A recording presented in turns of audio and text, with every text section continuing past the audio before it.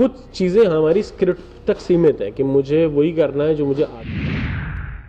और अब तक कॉमेडी में लोगों को मेरे कुछ कैरेक्टर्स याद हैं, राहत इंदौरी, रणवीर सिंह, मौसी, सलमान खान, जो मैं करता रहता हूँ। लेकिन ये वो जॉनर है जो लोगों को पता नहीं कि मैं एक ही फिल्म्स अभी रिजेक्ट करी हैं क्योंकि मुझे उन फिल्म्स के। स्वागत है सिद्धार्थ आपका डेली चक्कर पर। Thank you. सबसे पहले तो बताइए कैसा फील कर रहे हैं अब आप? मैं मस्त यार, आनंद में। All good now? All good. अगर मैं इस शो की बात करूँ तो इस शो में मैंने पोस्टर देखा, I can see different characters. कई बार ऐसा होता है कि जब हम कॉमेडी को प्रैक्टिस में लाते हैं तो बहुत सारे लोगों को इंटीमेट करते हैं, यू नो, हम उन्हें कॉपी करने की कोशिश करते हैं, कई बार मॉकिंग होती है।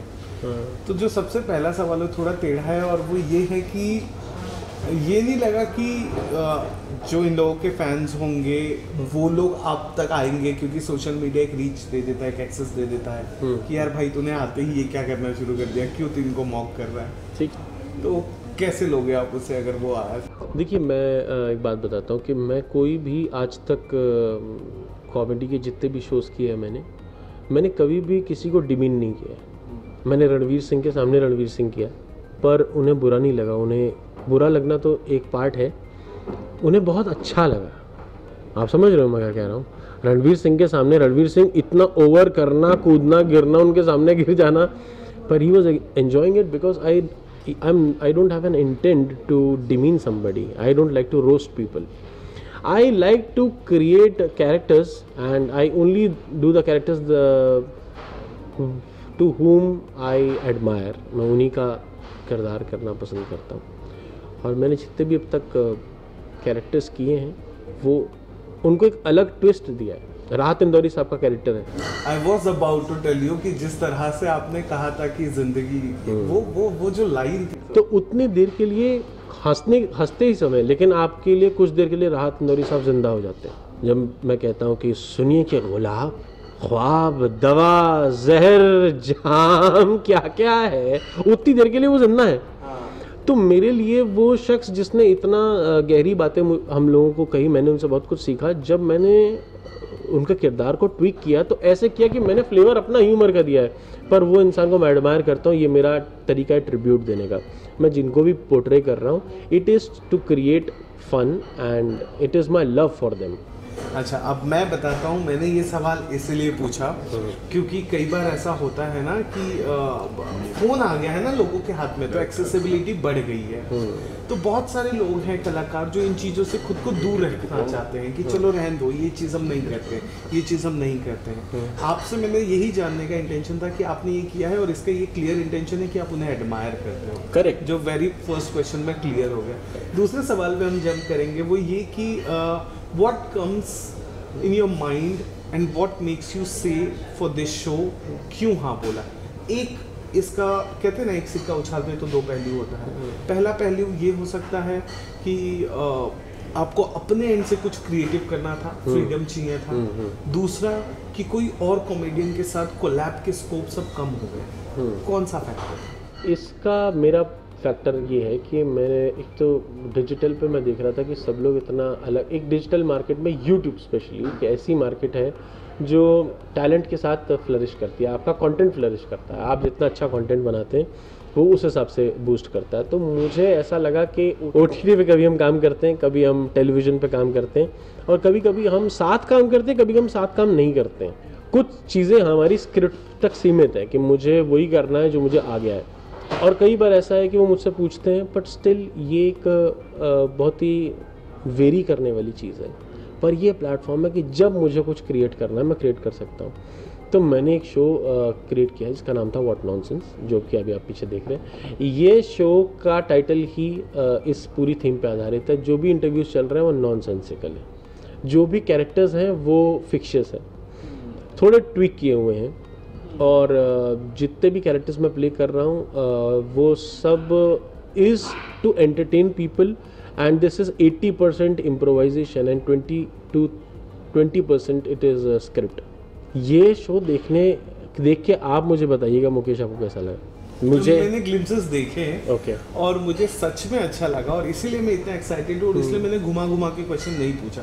मैंने जो था वो सीधे पूछा क्योंकि मैं पर्सनली खुद बहुत ज़्यादा खुश, क्योंकि ना अभी मार्केट बड़ी अनस्टेबल, आप समझ रहे हो, टेलीविजन इज़ अनस्टेबल, OTT पे फिल्म्स, थिएटर मैं देख रहा हूँ कभी कभी थिएटर खाली मिल रहे हैं, जबकि फिल्म अच्छी भी हो, कुछ लोगों को फिल्म की वो क्वालिटी अब पसंद नहीं आ रही है, आप समझ रहे हो, क्योंकि उन्होंने नेटफ्लिक्स देख लिया है। तो ये एक अनस्टेबल मार्केट है और क्योंकि इतनी वेरिएशन है, इतनी वैरायटी है, तो आदमी को ये समझने में समय लग रहा है कि उसे क्या चुनना है और क्या उसे नहीं चाहिए। ये दो के डिफरेंस की वजह से अभी हर प्लेटफॉर्म अपनी तरीके का एक ऑडियंस लेकर आता है। यूट्यूब एक वास्ट ऑडियंस को पकड़ता है, मास ऑडियंस को पकड़ता है, और मुझे लगता है कि एक ऐसा शो प्लेटफॉर्म चलते रहना चाहिए जिसका पैसे से संबंध ना हो, लोग फ्री में हंस सके। और हंसाना इज़ वेरी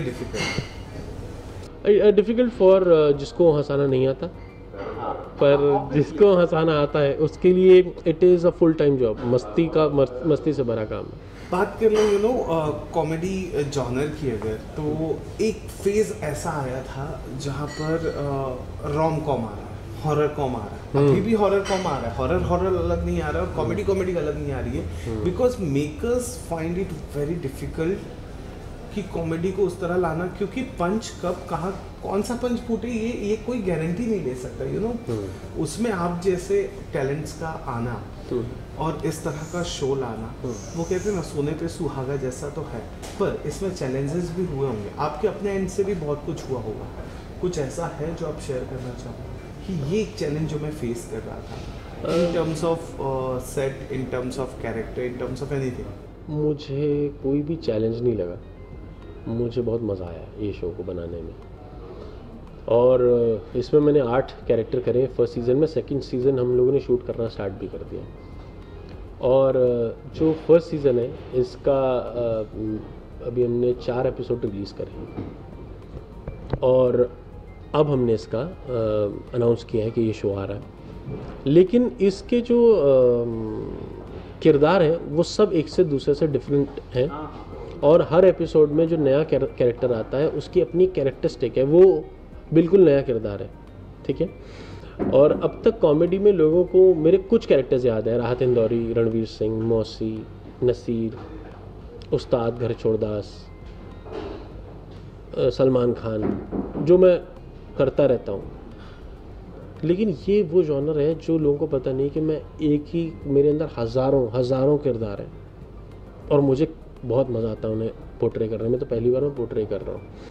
और कॉमेडी एक जॉनर है जो अब तक लोगों ने देखा है, पर लोगों को पता नहीं कि मेरे अंदर नेगेटिव, रोमांस, इंटेंस, मतलब हर तरीके के जॉनर हैं जो मैं करता हूँ, लेकिन अब तक मैंने 20 साल सिर्फ कॉमेडी पे ध्यान दिया, तो नाउ इट्स टाइम, मेरी उम्र अभी 31 है, पिछले 20 साल से मैं कॉमेडी कर रहा हूँ, तो एक साधना था वो मैंने साधा, लेकिन अब जड़ों की बारी है, जड़ों के फैलाव की बारी है। Are you aspiring to become an full-time actor? Yes.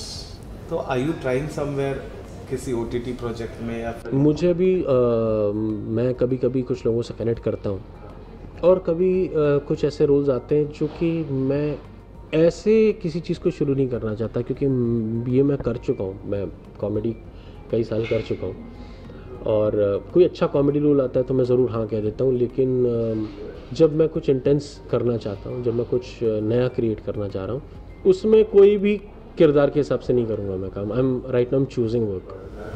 कितना क्या रिजेक्ट किया है आपने? मैंने फिल्म्स अभी रिजेक्ट करी हैं, क्योंकि मुझे उन फिल्म्स के अंदर वो किरदार नहीं करना था। ऐसा नहीं था कि फिल्म्स अच्छी नहीं थी, वो किरदार मुझे करना नहीं है। कुछ रिलीज़ हुआ है? नहीं, मैंने मना कर दिया कि मुझे अभी वो काम नहीं करना है। और बहुत सारी हुई हैं, अभी आपने को फिल्म देखी है जो सैफ अली खान और अर्जुन कपूर हैं और कटरीना कैफ है, भूत क्या हाँ सम बाबा वाज लाइक करेक्ट बाबा, Arjun Kapoor, Yami was there, Yami and Jacqueline, correct Jacqueline, हाँ। तो ये फिल्म आई थी क्योंकि मुझे कुछ भी नहीं करना है, आप समझ रहे हो, वो चीज़ पे नहीं हूँ मैं अभी, मुझे कुछ स्पेसिफिक करना है और अच्छा करना है। आप मुझे एक किरदार देंगे और उसमें बहुत कुछ करने को होगा, या जो भी है वो बहुत सटल भी हो, पर करने का जो स्कोप है वो मुझे अपने तल पे गहरा चाहिए। I want it to be deep, intense. और इसके अलावा मैं 2 प्रोजेक्ट्स और ला रहा हूँ। ये मेरा पहला शो और इसका सेकंड सीज़न भी ला रहा हूँ मैं जल्दी। इसके अलावा दूसरा एक और प्रोजेक्ट है जो इसके लिए मैं आपको जल्दी मुलाकात करूँगा। वो एक डिफरेंट डिफरेंट सेटअप है। अच्छा। और एक तीसरा शो और है जो मौसी का है, तो मैं उसको पूरा खुल के नहीं बता रहा हूँ, बट मिड में तक। मौसी का है या मौसीकी का है? मौसी जो मैं मौसी प्ले करता हूँ, हाँ हाँ, उन्हीं का शो है। तो उस कैरेक्टर के साथ मैं कुछ क्रिएट कर रहा हूँ डिजिटल पे, जो लोगों को बहुत इजीली एक्सेसिबल हो और वो डेली के बेसिस पर से देख सकें।